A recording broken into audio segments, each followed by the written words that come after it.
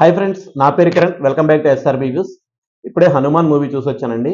Review మనం డీటెయిల్గా మాట్లాడుకుందాం. మూవీ టీం అంత కాన్ఫిడెంట్గా పెద్ద పెద్ద సినిమాలతో, ఒకటి గుంటూరు కారం, రెండు నా సామిరంగా, మూడు సైంధవ, ఇటువంటి సినిమాలతో కూడా ఈ మూవీ కాంపిటీషన్కి దిగింది. అది డైరెక్టర్ ఓవర్ కాన్ఫిడెన్సా?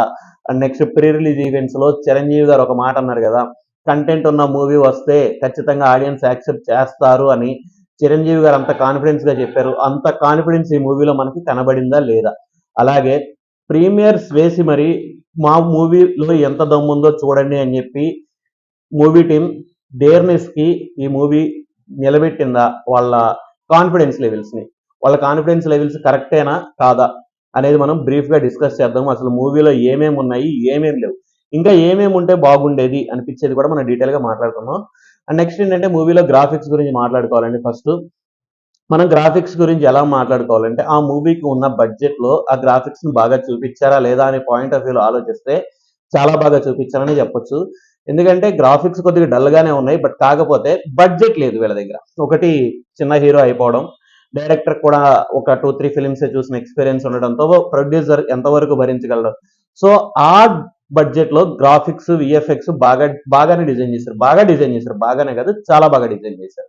అలాగే క్యారెక్టర్స్, క్యాస్టింగ్ కూడా హైలైట్ క్యాస్టింగ్ ఉందండి. ఏ క్యారెక్టర్ కూడా తన లెవెల్కి తగ్గ పెర్ఫార్మెన్స్ అయితే తన లెవెల్కి మించిన పెర్ఫార్మెన్స్ ఇచ్చాడు. అలాగే గెటప్ సీన్ గురించి ఒకటి మాట్లాడుకోవాలి. గెటప్ సీన్కి ఈ మూవీలో ఫుల్ లెంత్ క్యారెక్టర్ అయితే పడిందండి. తను కూడా కామెడీ పండించాల్సిన చోట కామెడీ పండించాడు, ఎమోషన్ పండించాల్సిన చోట ఎమోషన్ పండించాడు. సో గెటప్ సీను తన క్యారెక్టర్ కి తను ఫుల్ కాన్ఫిడెన్స్, అదే తన కంప్లీట్ న్యాయం చేశాడు. అలాగే వెన్నెల కిషోర్ గారు, సో వెన్నెల కిషోర్ గారు కామెడీగా పండించాల్సిన చోట కామెడీ పండించారు. నెక్స్ట్ ఎమోషన్ చూపించాల్సిన చోట ఆయన ఎమోషన్ చూపించారు. ఆయన యాక్టింగ్ గురించి మనం మాట్లాడుకోవాల్సిన లేదు కాబట్టి, సో ఆయన కూడా చాలా బాగా యాక్టింగ్ ఉంది. అండ్ నెక్స్ట్ వరలక్ష్మి గారి యాక్టింగ్ గురించి మనం ప్రత్యేకంగా మాట్లాడుకోవాల్సిన పని లేదు.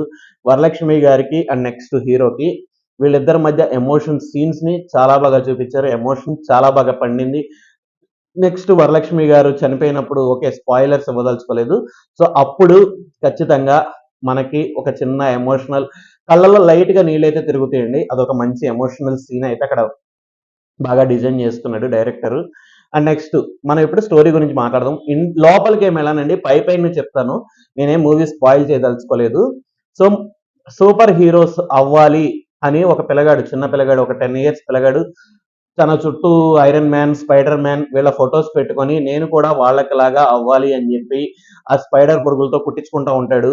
సో స్పైడర్ పురుగులతో కుట్టించుకొని స్పైడర్ మ్యాన్ లాగా, అదే వెనకమాల కెప్టెన్ అమెరికా లాగా బిల్డింగ్ మీద నుంచి జంప్ చేసి ఇట్లాంటివి చేసి కాళ్ళు గీళ్ళు ఎరక్కొట్టుకున్నప్పుడు వాళ్ళ ఫ్యామిలీ మెంబర్స్ వచ్చి సూపర్ హీరో పవర్స్ ఏం లేవు, అదంతా డ్యామ్ డూమ్ డిస్క్ అని చెప్పేసి తిట్టినప్పుడు, తను సూపర్ హీరో అవ్వడానికి వాళ్ళ ఫ్యామిలీ మెంబర్స్ అడ్డం పడుతున్నారు అనుకొని వాళ్ళ ఫ్యామిలీ మెంబర్స్ నే 10 years పిల్లగాడు నువ్వు సూపర్ హీరో కాలేవు అన్నందుకే వాళ్ళ ఫ్యామిలీ మెంబర్స్ ని చంపేసిన ఒక పిల్లగాడు తను సూపర్ హీరో అవ్వడానికి అడ్డుపడుతున్న ఒక ఊరిని ఎంతలాగా చేయగలడు అనేది మీ ఊహకి వదిలేస్తున్నాను. అది ఖచ్చితంగా మనకి స్క్రీన్ మీద చాలా బాగా చూపించారు.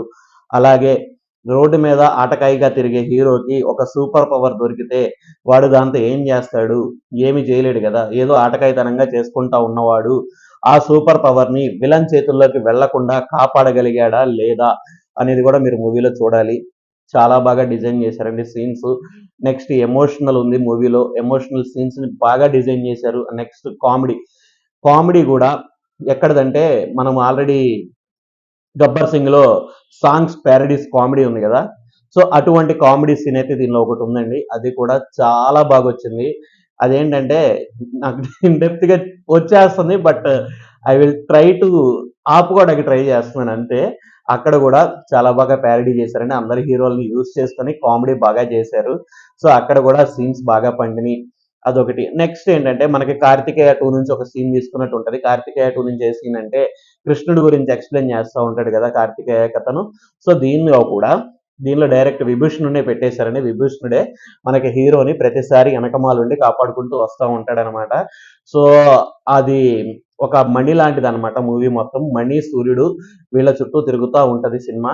సో ఆ మనీని హీరో దగ్గరికి చేర్చడానికి ఎలా ఎలా హెల్ప్ అయ్యాడు అన్ని అనేది మనం మూవీలో చూడండి. కామెడీ బాగుంది, ఎంటర్టైన్మెంట్ బాగుంది, ఎమోషనల్ సీన్స్ చాలా బాగున్నాయి, గ్రాఫిక్స్ తనకున్న బడ్జెట్ లో చాలా బాగా డిజైన్ చేసుకున్నాడు.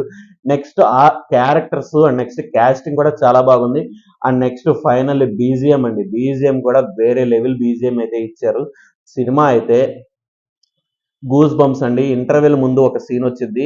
ఇంటర్వెల్ ముందు సీను నిజంగా గూస్ బంప్స్ అన్నమాట. అక్కడ హనుమాన్ పవర్ అయితే చూపిస్తారనమాట. హనుమాన్ పవర్ ఎలా ఉంటది అనేది ఒకటి చూపిస్తారు. అదే టైంలో విలన్ ఇంట్రడక్షన్ ఉంటది. సో ఫస్ట్ లో కనబడిన విలన్ మళ్ళీ ఇంటర్వెల్ సీన్ లో మనకి బయటకు వస్తాడు అనమాట. ఫస్ట్ లో ఈ విలన్ ఒక క్యూరియాసిటీ, అంటే విలన్ ఎంత సాడిస్ట్ ఎలాంటిది అని చెప్పి మనకి ఫస్ట్ లో చూపిస్తారు. ఆ తర్వాత ఇక విలన్ కనబడ్డు. ఆ తర్వాత మనకి సినిమా మొత్తం ఒక పల్లెటూరు బ్యాక్గ్రౌండ్ లో నడుస్తూ ఉంటది. అప్పుడు ఆటోమేటిక్ గా హీరో ఆ ఊరిని పాలించే పాలెగాళ్ళ దగ్గర నుంచి ఊరిని కాపాడదామని చెప్పి హీరోయిన్ ట్రై చేస్తూ ఉండడము, ఆ హీరోయిన్ హీరో మన తేజు లవ్ చేస్తూ ఉండడము, అలా సీన్స్ రన్ అవుతూ ఉంటాయి. సో ఆ పాలెగాళ్ళ నుంచి ఊరిని కాపాడాలనుకున్న హీరోయిన్ ని పాలెగాళ్ళు చంపాలనుకుంటా ఉంటారు.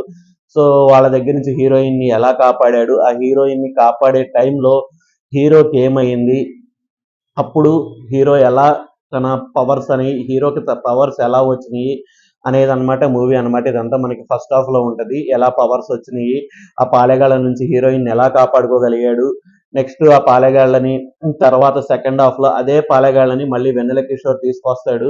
అదే ఫస్ట్ లో ఇంటర్వెల్ ముందు ఏ పాలెగాళ్ళతో అయితే ఫైట్ చేశాడో నెక్స్ట్ ఇంటర్వెల్ అయిన తర్వాత క్లైమాక్స్ లో అదే పాలెగాళ్ళని ప్రీ క్లైమాక్స్ అయితే అదే పాలెగాళ్ళని అడ్డం పెట్టుకుని ఈ సీన్ ఎక్కడదంటే మనకి సుప్రీం మూవీ ఉంది కదా, సుప్రీం మూవీలో పైల్వాన్ అందరూ హ్యాండిక్యాప్డ్ పైల్వాన్స్ ఉంటారు కదా, వాళ్ళందరూ ఫైట్ చేస్తూ ఉంటారు కదా.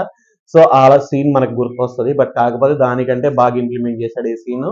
నెక్స్ట్ చెప్పాను కదా, మనకి ఏంటంటే కొన్ని సీన్స్ ఎక్కడో చూసినట్టు గుర్తొస్తాయి. బట్ కాకపోతే ప్రతి సీన్ ని, అంటే మూవీ అంటే ఇంక అంతకు మించి ఏం చేయలేరు. బట్ కాకపోతే తీసుకున్న సీన్ ని దానికంటే లోలో తీస్తే భయపడాలి, కానీ దానికంటే బాగా డిజైన్ చేశారు.